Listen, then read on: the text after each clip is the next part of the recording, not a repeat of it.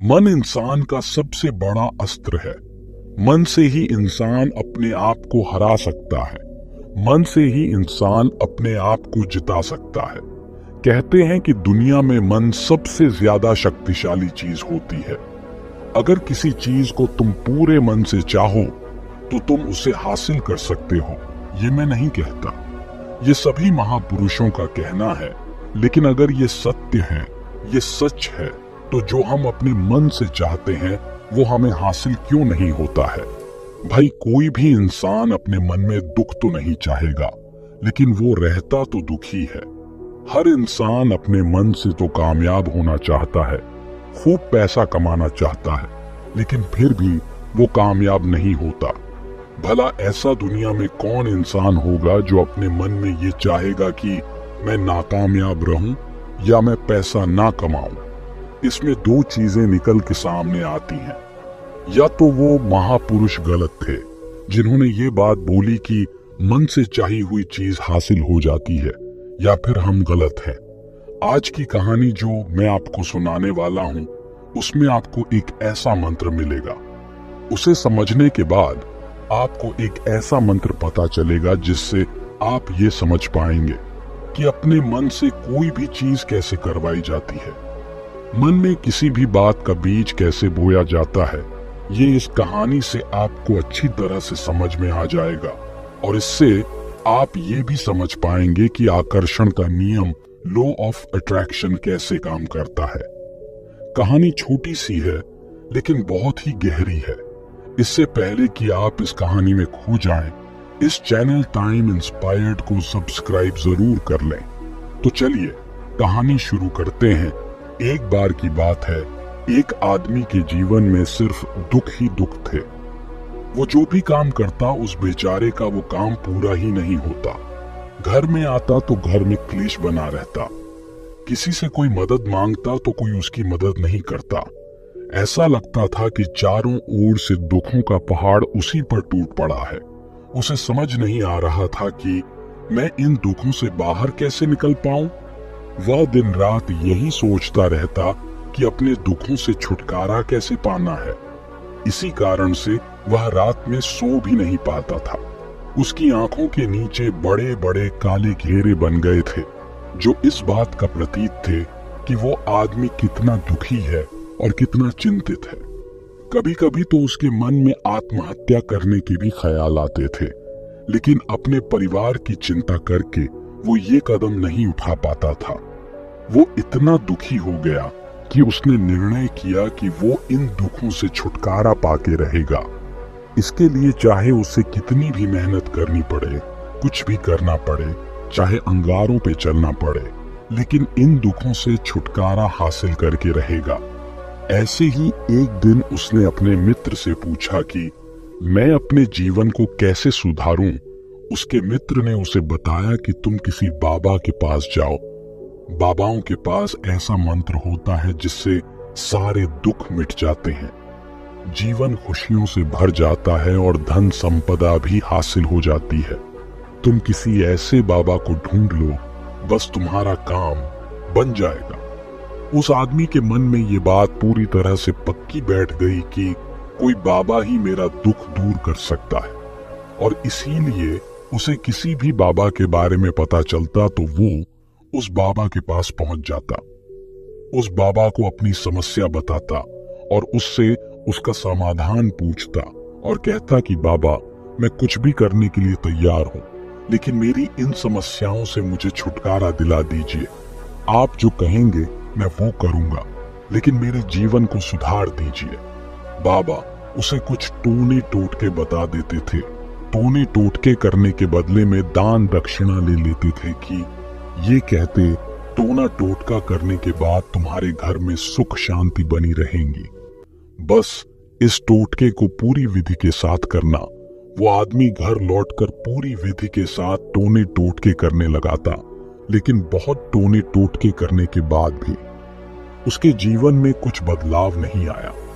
इसके विपरीत उसका जीवन और ज्यादा दुखी हो गया। जो भी बाबा उसे टोना टोटका देता था, वो बदले में उससे दान दक्षिणा लेता था। जिससे उसका धन भी धीरे धीरे खत्म हो रहा था। इससे उसके जीवन में दुख और ज्यादा बढ़ गए। तब उसे लगा कि बाबाओं के पास जाने से तो मेरे जीवन में दुख कम होने की बजाय बढ़ते ही जा रहे हैं। तो मुझे क्या करना चाहिए? बाबाओं के पास जाऊं या ना जाऊं? फिर एक दिन एक आदमी ने उसे बताया कि तुम अपने घर में किसी पंडित को बुलाकर हवन करवा लो। हवन होगा, घर शुद्ध हो जाएगा। कोई भी बुरी ऊर्जा होगी घर में तो वो घर से बाहर चली जाएगी। किसी पंडित को बुलाकर पूरे विधि विधानों से मंत्रोच्चारण कराओ और हवन कराओ, जिससे घर में सुख शांति आए। उस आदमी के मन में ये बात बैठ गई और उसने एक पंडित को अपने घर पर बुलाकर हवन करवा दिया। हवन अच्छी तरह से संपन्न हुआ। बदले में पंडित ने भी अच्छी दान दक्षिणा ली और उसके बाद वो वहां से विदा हो गया। लेकिन कुछ दिनों के बाद उस आदमी को महसूस हुआ कि उसके जीवन में अब भी कोई बदलाव नहीं आया है। अब वो आदमी पूरी तरह से दुखी हो गया और ज्यादा परेशान हो गया। अब तो उसे लगने लगा था कि मेरे जीवन में से दुख कभी खत्म ही नहीं होंगे, और यही सोच सोचकर उस आदमी का बुरा हाल हो गया था। फिर एक दिन उसे उसके किसी मित्र ने कहा कि उसे एक ऐसे बाबा के बारे में पता चला जो समाधान बताने के लिए कोई दान दक्षिणा नहीं लेता था। उस आदमी को लगा कि ये बाबा दूसरे बाबाओं की तरह नहीं हो सकता, क्योंकि ये दान दक्षिणा तो लेता ही नहीं, और अगर दान दक्षिणा नहीं लेता तो ये सच में कोई सिद्ध बाबा होगा। और यही सोचकर वो उस बाबा के पास पहुंच जाता है। जब वो आदमी वहां पर पहुंचता है तो वो बाबा ध्यान में बैठे हुए थे। ये देखकर वो आदमी वहीं पर चुपचाप बैठकर ध्यान से बाहर आने का उनका इंतजार करने लगा। थोड़ी देर बाद बाबा ने आंखें खोली तो सामने एक दुखी और परेशान युवक को बैठे देखा। वो उसकी आंखों के नीचे काले घेरे देखते ही समझ गया कि ये आदमी अपने जीवन से कितना परेशान है। उसे संबोधित करते हुए बाबा ने पूछा कि बच्चा, क्या चाहते हो? बाबा के पास क्या लेने आए हो? उस आदमी ने कहा कि बाबा, मैं अपने जीवन से बहुत परेशान हूँ। मैंने इन दुखों को दूर करने के लिए बहुत सारे रास्ते अपनाए। हर वो तरकीब करके देखिए जो किसी बाबाओं ने मुझे बताई। हर वो काम किया जो किसी भी इंसान ने मुझसे करने को कहा, लेकिन मेरे जीवन में दुखों में कोई कमी नहीं आई। बाबा, इसके विपरीत मेरे जीवन में दुखों में बढ़ोतरी हो गई। मुझे समझ नहीं आ रहा है कि मैं क्या करूं। कभी कभी तो मैं आत्महत्या करने की सोचता हूं, लेकिन अपने परिवार की सोचकर मैं यह कदम नहीं उठा पाता। मैंने आपके बारे में बहुत सुना है बाबा, और मैं बहुत उम्मीद के साथ आपके पास आया हूं। कृपया करके मुझे कोई ऐसा मार्ग बताएं जिससे मुझे अपने दुखों से छुटकारा मिल जाए। मैं अपने दुखों से छुटकारा पाने के लिए कुछ भी करने को तैयार हूं। आप मुझे कोई भी रास्ता बताएंगे, चाहे वो रास्ता कितना भी कठिन क्यों ना हो, मैं उसको पार करके रहूंगा। बाबा ने महसूस किया कि आदमी तो सच में बहुत परेशान है। बाबा ने उसकी बात सुनकर कहा कि बच्चा, दुखों को दूर करने के लिए मंत्र ऐसे ही नहीं मिलते। मंत्र पाने के लिए कुछ करना पड़ता है। तुम कुछ कर सकते हो। ये सुनकर पहले तो उस आदमी ने सोचा कि ये बाबा भी मुझसे दान दक्षिणा ही मांगेंगे, लेकिन और कोई रास्ता ना पाकर उस आदमी ने कहा कि बाबा, आपको जितनी भी दान दक्षिणा चाहिए मैं देने के लिए तैयार हूँ, लेकिन आपका मंत्र सच्चा होना चाहिए, वो पूरा होना चाहिए, उसका फल मुझे मिलना चाहिए। उसके बाद मैं आपको जो भी दान दक्षिणा लेना चाहते हो वो दे दूंगा। बाबा ने कहा कि दान दक्षिणा तो बहुत छोटी सी चीज है, मुझे वो नहीं चाहिए। इस पर वो आदमी सोच विचार करके बोला, तो बाबा, मैं अंगारों पे भी चलने के लिए तैयार हूं, आप मुझे बस आज्ञा दीजिए। बाबा ने कहा कि अंगारों पे चलने वाली छोटी चीज मैं तुमसे नहीं कराने वाला। मैं जो तुमसे कराने वाला हूं वो बहुत कठिन मंत्र है, उसे पूरा कर पाओगे। बाबा ने कहा कि बाबा, आप मुझे बताइए तो सही, मुझे करना क्या होगा? मैं कुछ भी करने को तैयार हूं। इस पर बाबा ने उसे कहा कि यहाँ से जब तुम अपने घर जाओ तो रास्ते में अपने मन में ये दोहराते जाना कि मैं सुखी हूं, मैं सुखी हूं, मैं सुखी हूं। बार बार अपने मन में यही दोहराना और याद रहे मन में बंदर का ख्याल नहीं आना चाहिए। ये सिर्फ मन में दोहराना है। ये सुनकर वो आदमी बोला, बाबा बस इतनी सी बात, ये तो मैं चुटकी बजा के कर लूंगा, लेकिन इससे होगा क्या? बाबा बोले, इस मंत्र को करके देखो।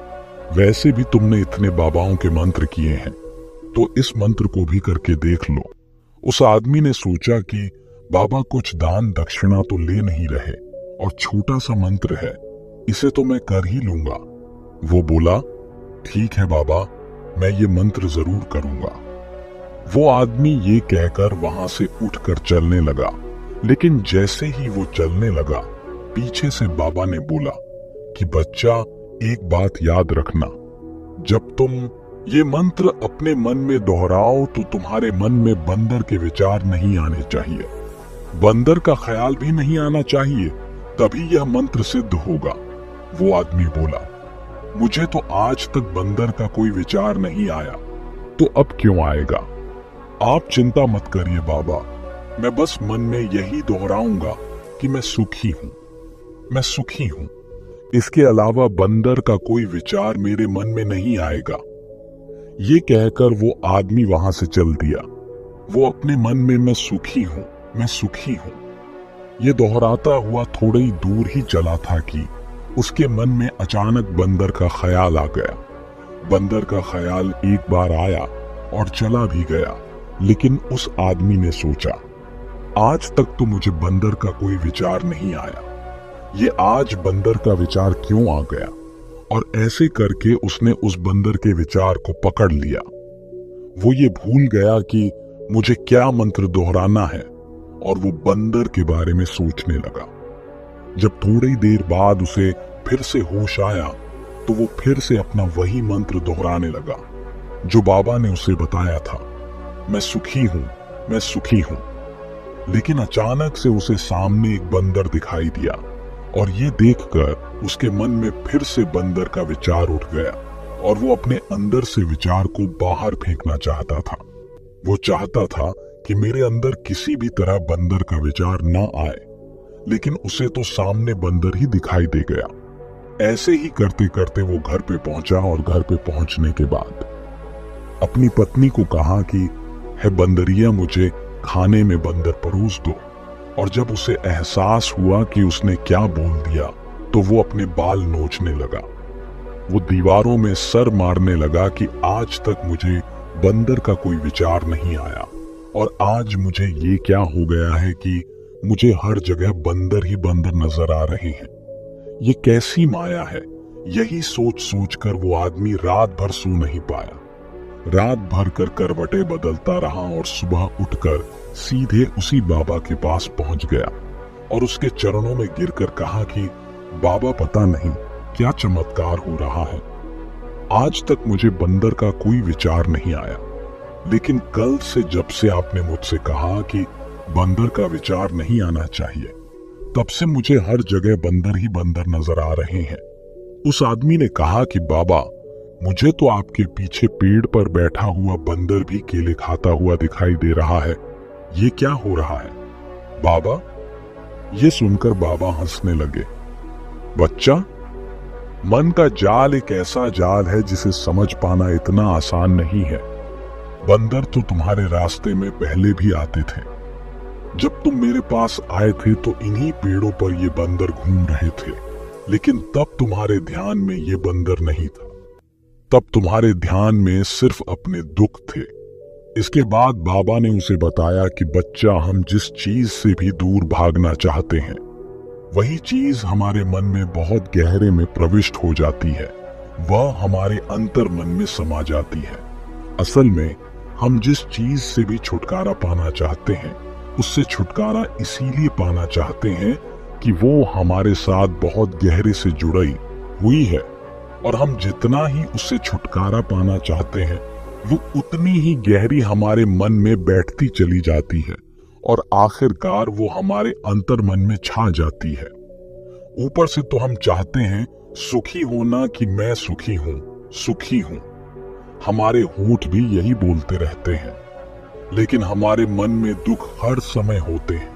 हमारे विचारों में, हमारे मन में हमें दुख ही दुख दिखाई देते हैं। इसीलिए अपनी जुबान से बार बार ये बोलने से कि मैं सुखी हूं, मैं सुखी हूं, हम सुखी नहीं होंगे जब तक ये मंत्र हमारे अंतर्मन में प्रविष्ट नहीं होगा। इस पर उस आदमी ने पूछा कि बाबा, लेकिन ये मंत्र हमारे अंतर्मन में प्रविष्ट कैसे होगा? ये सुनकर बाबा ने कहा कि बच्चा, अपने दुखों से लड़ना बंद कर दो। जब तक तुम अपने दुखों को दूर करने के सोचते रहोगे, तब तक वो दुख तुमसे चिपके रहेंगे। तब तक वो दुख तुम्हारे अंतर्मन पर अपना राज जमाए बैठे रहेंगे। और जिस दिन तुम उन दुखों के बारे में सोचना ही छोड़ दोगे, उन दुखों से छुटकारा ही नहीं पाना चाहोगे, उसी दिन से तुम्हारी जिंदगी से दुख गायब हो जाएंगे। क्योंकि किसी भी चीज से छुटकारा पाने के लिए हमें उस चीज के बारे में सोचना पड़ता है, और हम जितना ही उस चीज के बारे में सोचते हैं, अपनी ही गहरी हमारे मन में प्रविष्ट होती चली जाती है। हम अधिकतर समय दुखों के बारे में ही सोचते हैं। हम यही सोचते हैं कि हमारे जीवन में दुख है और हमें इससे छुटकारा पाना है। इसी वजह से बार बार सोचने से वह दुख हमारे अंतर्मन में प्रविष्ट हो जाते हैं और हमें एहसास भी नहीं होता।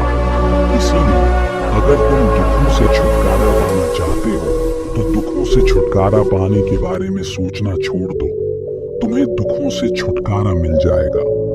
अक्सर आदमी धूम्रपान छोड़ना चाहता है, शराब छोड़ना चाहता है, सुबह अपने आप से ये वादा करता है कि मैं कोई भी गलत काम नहीं करूंगा, लेकिन शाम को जब लौटता है तो नशे में चूर होकर लौटता है। ऐसा क्यों होता है कि जो हम सोच रहे हैं वो पूरा कर ही नहीं पा रहे हैं? असल में हम उस चीज को बहुत ज्यादा अहमियत दे रहे हैं, उस चीज को बहुत ज्यादा अहमियत दे रहे हैं। जब भी हम उस चीज को छोड़ने के बारे में सोचते हैं, तो हम उसकी इम्पोर्टेंस यानी कि विशेषता और ज्यादा बढ़ा देते हैं। हमारा मन उस चीज के बारे में जितना ज्यादा सोचेगा, शराब या धूम्रपान छोड़ने के बारे में जितना ज्यादा सोचेगा, हमारा मन उतना ही उस चीज के पीछे ज्यादा भागेगा। हमें उस चीज से लड़ना नहीं है, बल्कि बिना सोचे गुजर जाना है।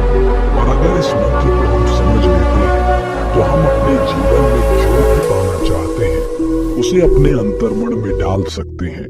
और एक बार वह लक्ष्य हमारे अंतर्मन में बैठ जाता है, तो फिर सफलता पाने में कोई समस्या नहीं आती, कोई दिक्कत नहीं आती। तो दोस्तों, कैसी लगी आपको ये कहानी?